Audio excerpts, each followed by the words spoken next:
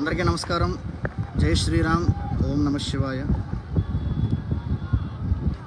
ఈరోజు త్రివేణి సంగమంలో ఇప్పుడే చక్కగా స్నాన సంధ్యానుష్ఠానాలు నెరవేర్చుకొని బోటు మీద వెళ్ళి అక్కడ త్రివేణి సంగమంలో స్నానం చేసి వస్తూ ఉన్నాము.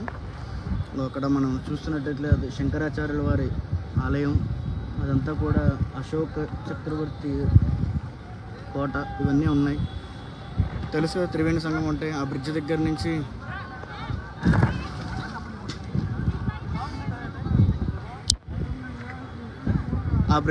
వస్తున్నదంతా కూడా గంగా, ఇటుపక్కంతా యమున, ఈ మధ్యలో కింద నుంచి కూడా సరస్వతి అందరికీ తెలిసినవి.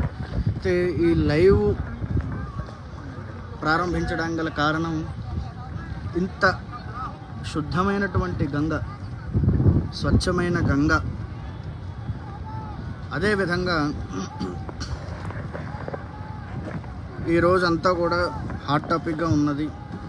యావత్ ప్రపంచం అంతా కూడా ఈ విషయంతో చర్చనీయాంశమైంది మొత్తం. అదేంటంటే ప్రసాదం, తిరుమల తిరుపతి దేవస్థానం లడ్డూ ప్రసాదం. దాని గురించి రకరకాల మంది అన్ని రకాలుగా మాట్లాడుతూ ఉన్నారు. అందులో కల్తీని కలిపారు అని. అయితే మనం కూడా ఏం చేయాలని అంటే,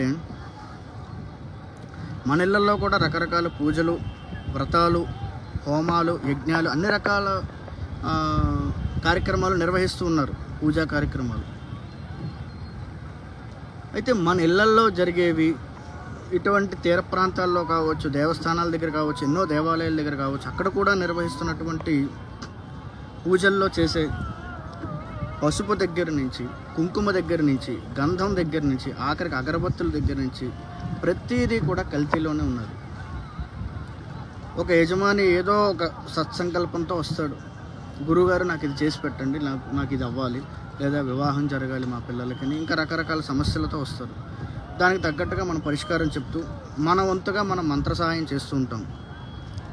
అటు మంత్రలోపం, క్రియాలోపం, వస్తులోపం లేకుండా ఇవన్నీ సక్రమంగా జరిగితే ఏ కార్యక్రమం అయినా సరే మనం అనుకున్న సంకల్పం సిద్ధిస్తుంది, అది భగవంతుడికి చేరుతుంది. ఇది అందరికీ తెలిసిన విషయం, కొత్తగా నేను చెప్పేది కాదు. ఇవన్నీ లోపాలు ఉండి మనకి ఏది జరగట్లేదు, ఎన్ని ఖర్చు పెట్టాము, ఎన్ని చేస్తున్నాము అని అంటారు, కానీ అది ఎక్కడ సత్ఫలితాలను ఇస్తాయి, ఎక్కడ అది వర్కౌట్ అవుతుంది చెప్పండి. మనం అందరం ఏం చేయాలనంటే, ముందు మన ఇంటి దగ్గర నుంచే మొదలు పెట్టుకోవాలి, మన దేవాలయాల దగ్గర నుంచి మొదలు పెట్టుకోవాలి, మన వీధిలో ఉన్న దేవాలయాల దగ్గర నుంచి మొదలు పెట్టుకోవాలి. ఈరోజు మన ఇంట్లో చేసేది అలాగా పక్క వీధిలోకి, పక్క దేవాలయాల్లోకి, మన స్థానికంగా ఉన్న దేవాలయాల దగ్గర నుంచి అలా పాకుతూ పెద్ద పెద్ద దేవస్థానాలకు కూడా ఈ కల్తీ అనేది చేరుకుంది. మనం తినే ఆహారంలో కల్తీ, తాగే నీళ్ళల్లో కల్తీ, పీల్చే గాలిలో కల్తీ, అన్నిట్లోనే కల్తీ ఉంది. ముందు మనం స్వచ్ఛంగా మారి, ఆఖరికి మనం యజ్ఞంలో నిత్యం హోమం చేసే ఆవునే కూడా కల్తీయే. ఎందుకంటే మేము నిరంతరం ఆ హోమాలు చేస్తూ ఉంటాం, రకరకాల కార్యక్రమాలకు వెళ్తుంటాం, రకరకాల ప్రాంతాలకు వెళ్తూ ఉంటాం. అక్కడ వాళ్ళు ముందు మనం ఏం చేయాలనంటే, ముఖ్యంగా పురోహిత సంఘాలు కానీ, అర్చక సంఘాలు కానీ, ఇలాగా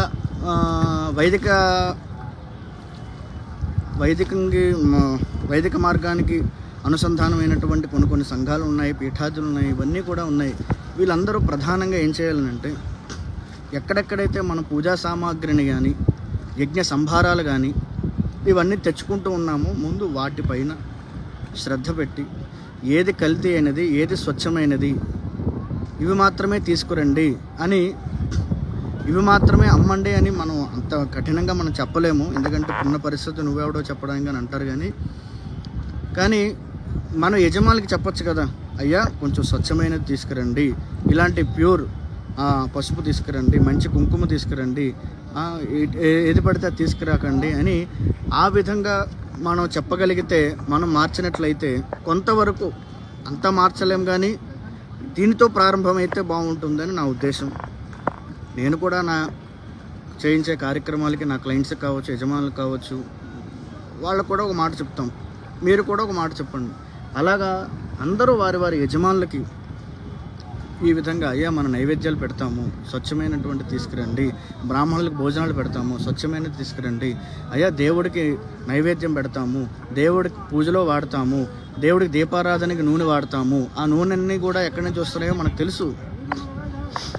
ఎన్నో హోటల్స్ నుంచి వాళ్ళు వాడిగా ఆ శేషాన్ని బాటిల్లో పోసి మనకు అమ్ముతున్నారు. ఆ విషయం అందరికీ తెలిసినదే. కానీ ఎవరో ఒకరు ప్రశ్నిస్తే బాగుంటుంది. ఆ ప్రశ్న మన దగ్గర నుంచే మొదలవ్వాలి. మనమే దానికి శ్రీకారం చుడితే బాగుంటుంది. ప్రతి పురోహితుడు ఇక్కడి నుంచి మొదలు పెడితే ముందు మనం మన యజమానులు, మన కార్యక్రమాలు, మన పూజల దగ్గర నుంచి మొదలు పెడితే ఇక్కడి నుంచి ఇది ఒక్క రోజులో 2 రోజుల్లో మార్చేది కాదు. పడుతుంది. సంవత్సరం పట్టచ్చు, 2 సంవత్సరాలు పట్టచ్చు, 3 సంవత్సరాలు పట్టచ్చు. ఆ విధమైనటువంటి యజమానులకే చేయిద్దాం పూజలు. ఏమంటే అలాగ చేస్తే ఫలితాలు రావండి, స్వచ్ఛమైనవి కావాలి. మన మండపారాధన చేసే తువ్వాలు కూడా కనీసం అదేంటది అంటే నేను ఇప్పుడు చెప్పకూడదు, దాన్ని ఏమంటారు, గోచికి తక్కువ తువ్వాలకి ఎక్కువ అన్నట్టు ఉంటుంది. అది మండపారాధన చేసే తువ్వాళ్ళు కావచ్చు, దేవుడికి సమర్పించే వస్త్రాలు కావచ్చు, కానీ ఇంకన్నిటిలోని మనం ఇచ్చేదే భగవంతుడికి. అదేదో బ్రాహ్మడికి ఇచ్చేస్తున్నాము వాళ్ళు పట్టుకెళ్ళిపోతారన్నది కాకుండా వాళ్ళు పట్టుకెళ్ళినా ఉపయోగించుకుంటేనే కదా సద్వినియోగం అవుతుంది. దీన్ని అందరూ దృష్టిలో పెట్టుకుంటే ప్రతి ఒక్కరూ ముందు మన దగ్గర నుంచి ఈ మార్పు అన్నది మొదలైతే ఖచ్చితంగా ఇది విస్తరిస్తుంది. అందరూ దీన్ని ఏకీభవిస్తారని ఆశిస్తున్నాను. ఎందుకంటే అందరం దేవాలయాల్లో పనిచేస్తున్నాము, అదేవిధంగా పౌరోహిత్యం చేస్తున్న వాళ్ళు ఉన్నారు, ఇంకా రకరకాల వేద పండితులుగా ఉన్నారు, శాస్త్ర పండితులుగా ఉన్నారు. అందరూ కూడా ఒక ఏక తాటిపైకి వచ్చి ఒకే మాటగా అప్పుడెందుకు పూజలు వర్కౌట్ అవ్వవు, అప్పుడెందుకు ఈ యజ్ఞాలు యాగాలు సత్ఫలితాలను ఇవ్వవో అప్పుడు ఖచ్చితంగా మనం చెప్పచ్చు. ఎందుకంటే పూజలో చేసే ప్రతిదీ మనం కల్తీగా వాడుతున్నప్పుడు ఇంకెక్కడ సత్ఫలితాలను ఇస్తాయి.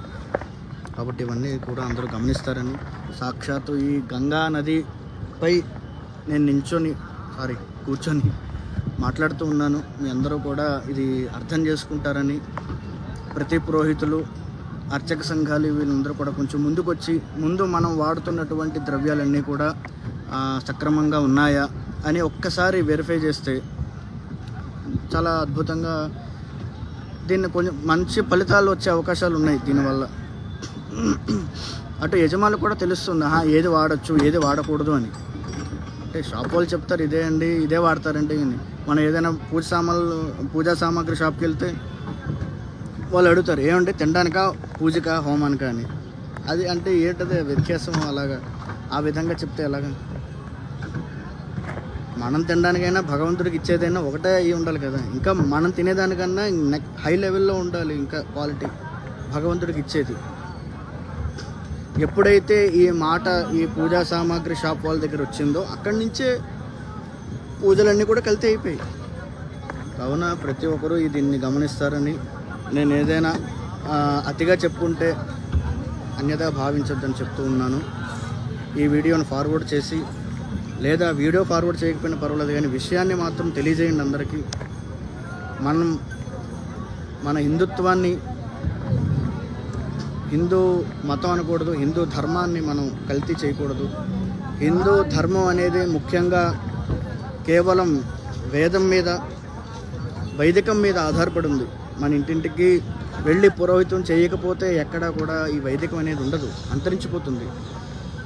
మీరు ఇక్కడ చూస్తున్నారు ఎంతోమంది వైదికంగా ఇక్కడ గంగా నదిలో స్నానాలు, ఇక్కడ సంకల్పాలు, ఇక్కడ శ్రాద్ధ కర్మలు, ఇవన్నీ కూడా వైదికం లేకపోతే ఇంతమంది ఎందుకు వస్తారు? ఇంతమంది ఈ గంగా నది తీరానికి ప్రయాగ కానీ, గయా కానీ, కాశీ కానీ ఇవేమీ లేకపోతే ఎందుకు వస్తారు అందరూ? ఇదంతా కూడా వేదోక్తమైనది కాబట్టి, హిందూ ధర్మానికి సంబంధించింది కాబట్టి దీనికి ఎంత ప్రాధాన్యత ఉంది. మనం తెలుసుకొని మన తర్వాత జనరేషన్కి కూడా ఈ విషయాన్ని తెలియజేస్తే వాళ్ళు కూడా అదే ఫాలో అవుతారు. మనం ఏం చేస్తే అదే ఫాలో అవుతారు. మనం సక్రమంగా చేస్తే వాళ్ళు సక్రమంగానే ఫాలో అవుతారు. మనమే కల్తీగా అన్నీ చేస్తుంటే వాళ్ళు కూడా అదే మా నాన్న ఇదే నెయ్యి వాడే, నేను ఇదే నెయ్యి వాడతాను, మా నాన్న ఇదే పసుపు వాడే, నేను ఇదే పసుపు వాడతాను అంటారు. అన్ని విషయాల్లో మనం క్వాలిటీని చెక్ చేస్తున్నప్పుడు పూజ విషయాల్లో కూడా మనం క్వాలిటీగా చేస్తున్నామా లేదా అనేది పరిగణలోకి తీసుకోవాలి.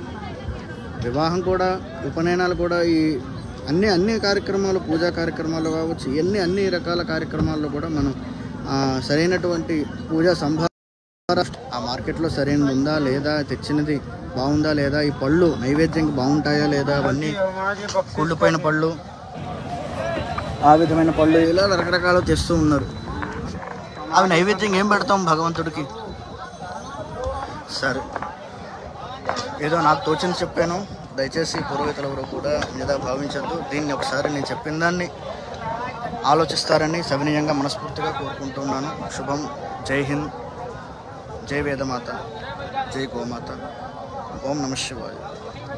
మనందరూ చూసుకున్నట్లయితే అంతా కూడా చక్కటి